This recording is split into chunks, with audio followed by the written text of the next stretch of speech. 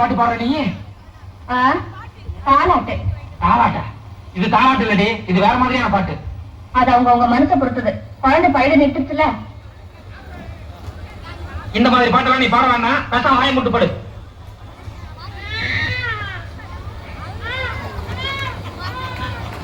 வாயை முட்டு பாடுற.